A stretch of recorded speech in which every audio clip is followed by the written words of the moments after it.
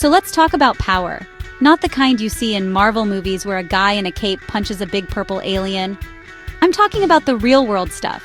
The ability to get things done, to make people listen, to change the world. For a long time, we thought of power as something only countries had. You know, whoever had the biggest army, the most money, or the shiniest missiles was the boss. It was like a global schoolyard where the biggest kid got to make all the rules. If you wanted to influence anything, you had to be a president or a king. Simple, right? But the world doesn't really work that way anymore. Think about it like this. Power used to be like a landline telephone. It was bolted to the wall, owned by one household. And if you wanted to make a call, you had to go through the official channels. But now, power is more like a smartphone. Everyone has one. It's mobile, it's personal, and it connects you to a global network in an instant. You don't need to be a government to have a voice that reaches millions. This fundamental change is scrambling everything we thought we knew about who is in charge and why it matters so much to understand this new, chaotic, and sometimes very confusing landscape of influence. This shift didn't happen overnight.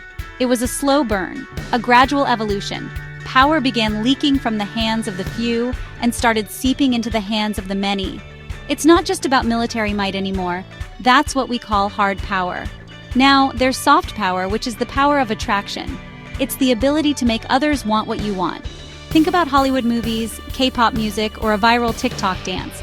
These things don't force anyone to do anything, but they shape culture and ideas across the globe, which is a very subtle but incredibly potent form of influence that governments can't always control. And that's the big idea from smart people like Joseph Nye, who really dug into this. He saw that power was becoming less about coercion and more about co-option. It's less about winning battles and more about winning hearts and minds. It's no longer a simple game of chess played between two superpowers on a predictable board. Instead, it's more like a chaotic, multi-level video game where new players can join at any time, from any country, with a whole new set of rules. This makes the world a much more interesting and, frankly, a much more unpredictable place to live in. Let's rewind the clock a bit.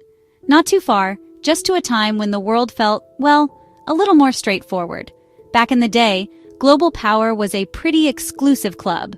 You had the United States on one side and the Soviet Union on the other, staring each other down like two heavyweights in a title fight.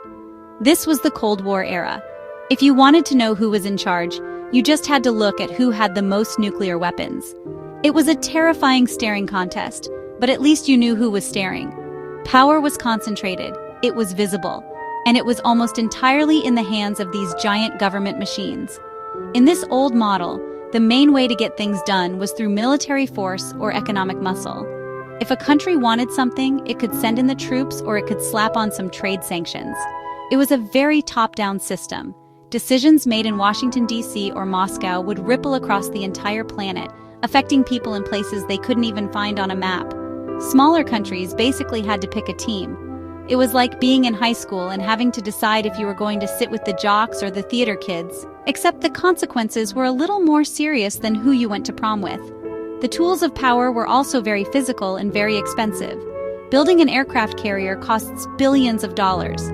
Maintaining a global network of spies and diplomats requires a massive state-run operation. Because of this, only a few nations could afford to play the game at the highest level.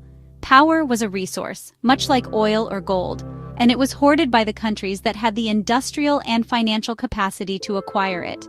There was no app for starting a revolution. You needed tanks, guns, and a whole lot of organization that only a state could provide. But this system, with all its clear lines and defined players, had a fundamental weakness. It was slow and rigid. It couldn't adapt to a world that was becoming more connected and more complex. It was designed for a chessboard, but the world was turning into something more like a bustling marketplace, full of countless buyers and sellers, each with their own agenda. The old giants were powerful, yes, but they were also clumsy. They couldn't keep up with the speed of information or the passion of people who were starting to find their own voices outside the traditional structures of government. So what changed? In a word, technology. The internet crashed the party, and it brought a few million of its friends. Suddenly, information, which used to be a carefully guarded secret held by governments, was everywhere. A person with a phone in one part of the world could share a video that could spark a protest on the other side of the globe. Power was no longer just flowing from the top down, it was starting to bubble up from the bottom. This is the great diffusion of power. It's not that governments became powerless, but they were no longer the only players on the field with any real influence. Now, you have these massive tech companies that are, in some ways, more powerful than many countries. Think about it. A company like Meta or Google can influence what news billions of people see every single day. They control the digital platforms where political debates happen and social movements are born. They aren't countries, they don't have armies, but their decisions can shape public opinion and even swing elections. A president might have to negotiate with a CEO just as seriously as they would with another world leader. That's a whole new ballgame, and the rulebook is still being written as we go. It's not just giant corporations either. Power has also shifted to non-state actors, which is a fancy way of saying groups that aren't governments. This includes everything from international charities and NGOs that can mobilize resources faster than some states, to terrorist organizations that use social media to recruit members globally. Even individuals can have a massive impact. A teenage climate activist like Greta Thunberg can command the world's attention and put pressure on global leaders in a way that was unimaginable just a few decades ago. She doesn't have an army, but she has a powerful message and a global platform to share it. This makes it incredibly difficult for any single country to control everything. The United States might have the world's most powerful military, but it can't stop a viral hashtag. China might have a massive economy, but it can't completely control the global flow of ideas, no matter how high its digital firewall is. Power is now a game of three-dimensional chess. On one level, you have the classic military power between nations. On another, you have economic power. And on the third, you have this new, messy, transnational level where people, companies, and ideas all mix together. No one player can dominate all three boards at once. Okay, so why should you care about any of this? It sounds like big, abstract stuff for politicians and professors to worry about. But here's the thing, this shift in power affects your life directly, every single day.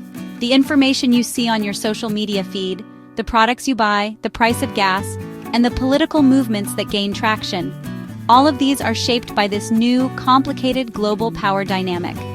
Understanding how it works is like having a map for the modern world. Without it, it's very easy to get lost and not understand why things are happening the way they are.